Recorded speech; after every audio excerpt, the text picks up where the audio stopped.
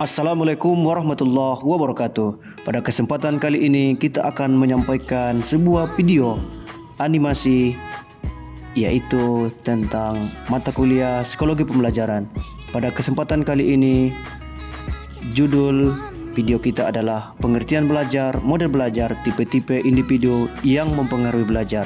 Dosen pengampu Dr. Muslim Afandi, MPD, Dr. Subhan, SPD, MPD. Dan saya Imam Mahdi dan rekan saya bernama Kotip Raja Ritonga. Baik, kita lanjutkan. Fokus pembahasan kita kali ini adalah pengertian belajar, model belajar, tipe-tipe individu yang mempengaruhi belajar. Pada kesempatan kali ini kita bagi menjadi 3 subbab. Yang pertama, bab 1 pendahuluan. Fokus ke latar belakang, rumusan masalah, dan tujuan daripada penulisan ataupun pembuatan sebuah video ini. Yang kedua, pembahasan. Kita fokus nanti 1 pengertian, yang kedua model-model, dan yang ketiga tipe-tipe. Sementara di bab ketiga adalah penutup, kesimpulan, dan saran. Yang pertama adalah pendahuluan. Di bagian pendahuluan, yang pertama adalah latar belakang, yang kedua rumusan masalah, yang ketiga tujuan masalah. Adapun latar belakang adalah belajar membentuk kompetensi individu dengan gaya dan model pembelajaran yang berbeda bagi setiap orang ataupun siswa.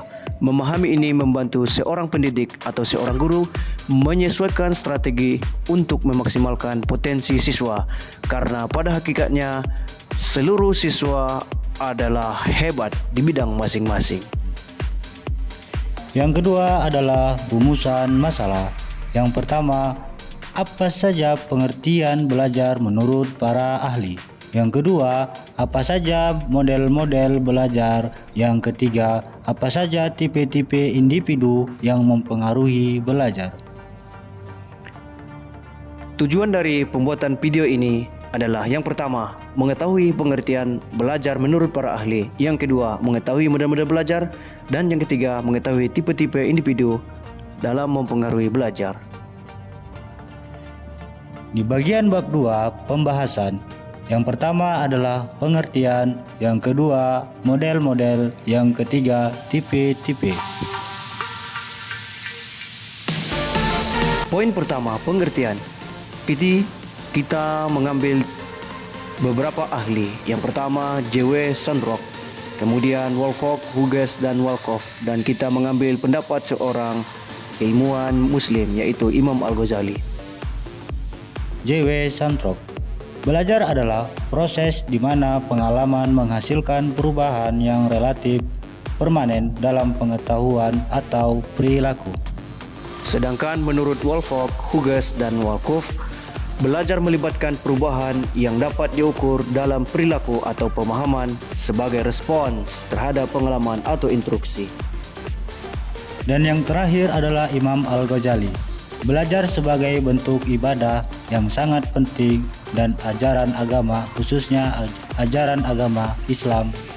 Dapat kita tarik kesimpulan, belajar adalah usaha secara sadar dan terencana, proses seumur hidup di mana individu memperoleh pengetahuan sehingga mewujudkan perubahan tingkah laku. Adapun ciri-ciri belajar, yang pertama adalah perubahan perilaku, yang kedua berdasarkan pengalaman atau latihan, yang ketiga bersifat relatif permanen, yang keempat proses kognitif, yang kelima tujuan atau sasaran, yang keenam adalah interaksi lingkungan. Adapun model-model pembelajaran, yang pertama behaviorisme, yang kedua kognitivisme, yang ketiga konstruktivisme, yang keempat humanisme, yang kelima sosial kognitif, yang keenam experiential learning. Yang pertama adalah behaviorisme. Behaviorisme menekan perubahan lingkungan dan penguatan dalam perubahan perilaku. Belajar adalah hasil stimulus respon dengan penguatan positif atau negatif untuk memotivasi perilaku yang diinginkan. Yang kedua kognitivisme. Kognitivisme berfokus pada proses mental dalam memproses informasi dengan siswa aktif mengintegrasikan pengetahuan baru. Yang ketiga adalah konstruktivisme yang menekan pada siswa membangun pengetahuan melalui pengalaman, sementara guru berperan sebagai fasilitator. Yang keempat, humanisme. Humanisme mengutamakan aspek emosional dan motivasi, mendukung perkembangan pribadi siswa. Yang kelima, sosial kognitif, di mana pembelajaran ini melalui observasi dan interaksi dengan orang lain. Yang keenam, experiential learning, merupakan menekankan pengalaman langsung dan refleksi dalam proses belajar. Yang ketujuh adalah konektivisme, di mana ini lebih menekan pada koneksi informasi dan jaringan sosial dalam pembelajaran dengan penggunaan teknologi. Yang ketiga, tipe-tipe. Tipe-tipe yang mempengaruhi belajar siswa atau seseorang adalah yang pertama, 1. Orang tua dan keluarga, yang kedua guru, yang ketiga teman sebaya, yang keempat tokoh inspiratif atau idola.